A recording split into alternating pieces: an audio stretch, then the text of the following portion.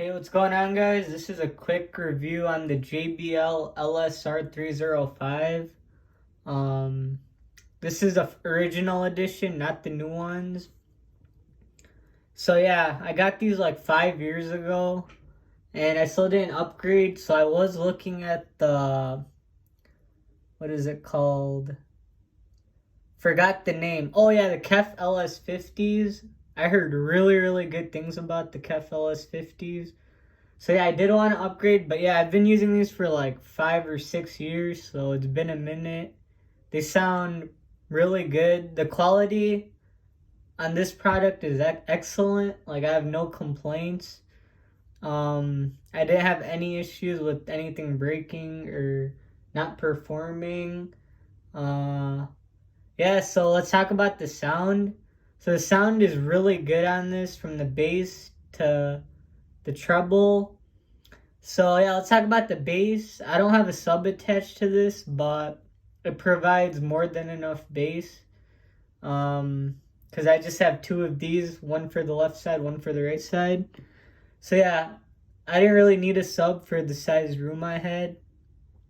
But yeah, so the bass is present for if you have like a smaller room.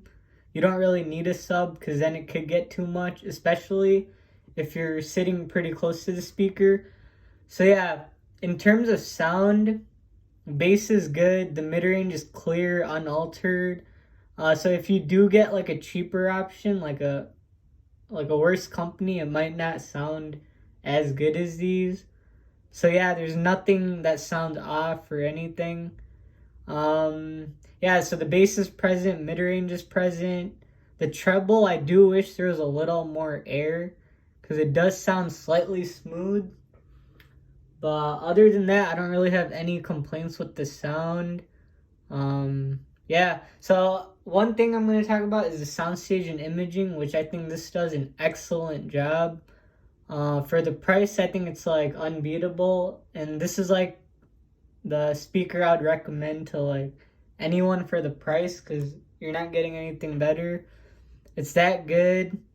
Yeah, these are kind of old, so maybe if you spend like double or triple, you could find something better. But for the price, they're so amazing. You get a really wide sound stage. So these wave guides over here, they definitely help, and you do get a sweet spot whether you're on one side of the room or another side of the room. So paired with all of that, you get a really nice sense of soundstage and imaging. And I did listen to cheaper pairs, but they do not offer like the same level of soundstage and imaging basically. And the sound is pretty uncolored. I would say it does a decent job of resolving, like a 7 or 8 out of 10. But for the price, I'd give it a 10 out of 10 because, again, you're not getting anything better.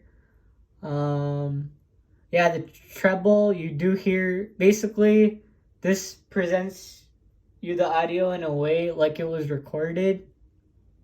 But where it is lacking a little bit of resolvability is in like the highest octaves of the treble.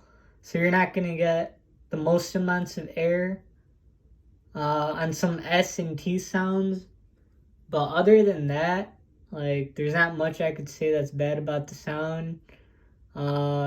Anything you play through here sounds like really close to what it was recorded. So it reminds me, like I do mostly IEM reviews, but this reminds me of like the ER4SR, where it just sounds like studio reference type. So yeah, it's a really good speaker.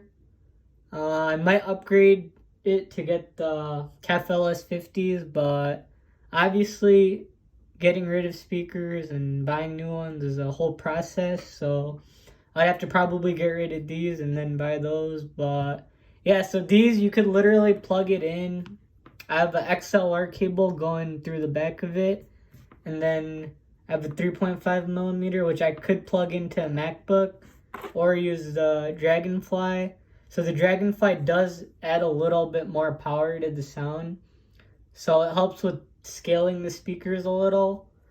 But yeah, other than that, it should sound pretty good off of like any MacBook or dongle or whatever.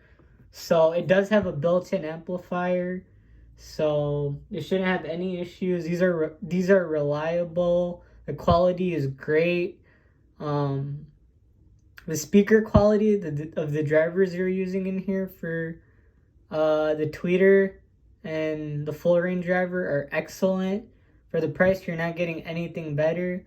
If I had to nitpick, I do wish the tweeter quality was slightly better and it had more air.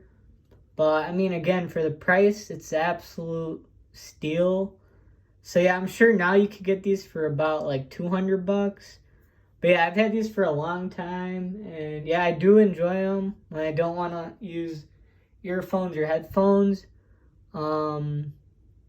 Yeah, so like when you compare this to like a 300 to 5, or not 300, I would say for an IEM, like an in-ear monitor, to sound like this speaker, you would have to spend like $500 at a minimum, because around anything in the range of 2 to 300 won't sound as good as this.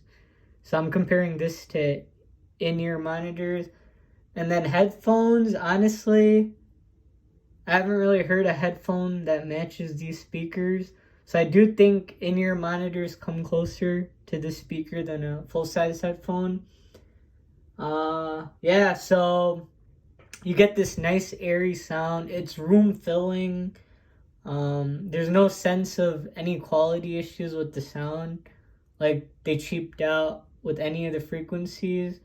So the only thing I could wish is a little more treble air for the tweeter. But other than that, this is spot on. Perfect for studio monitoring, mixing, mastering. I'm not sure about mastering because it's not the most resolving monitor you could probably buy on the market, but not bad at all. So yeah, hopefully you guys enjoyed that video. And yeah, see you in the next one.